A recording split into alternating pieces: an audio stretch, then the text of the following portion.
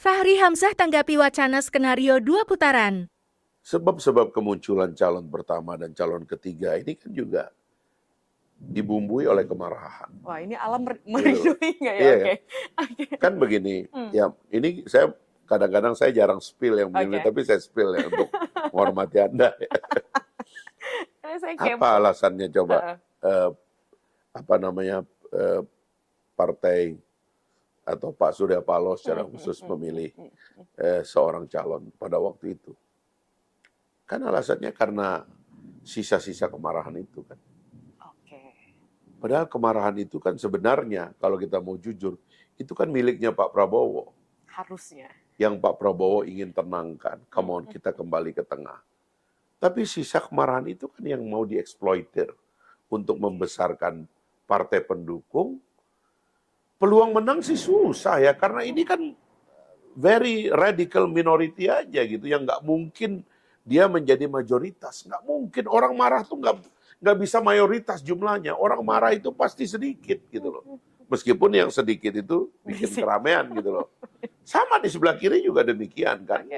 Penunjukan Ganjar kan tiba-tiba yang membesarkan Ganjar siapa? Ini kan Pak Jokowi.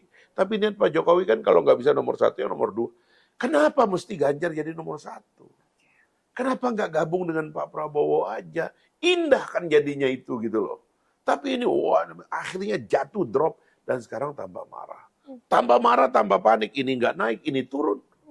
Akhirnya bilang udah bersatu aja. Loh ini kan bersatunya orang marah. Kan tidak bersatunya rasionalitas, tidak bersatunya akal. Tunjukkan kepada saya apa yang rasional dari semua ini, nggak ada.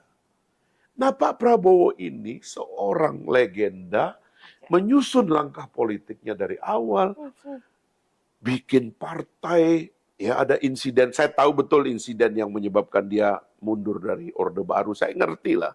Tapi kemudian jadi pengusaha bikin partai, partainya juga sekarang dalam survei bisa justru jadi partai nomor 1.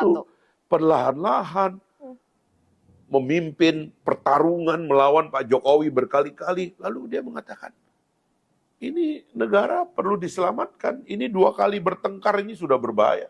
Lalu bergabung dengan jiwa besarnya.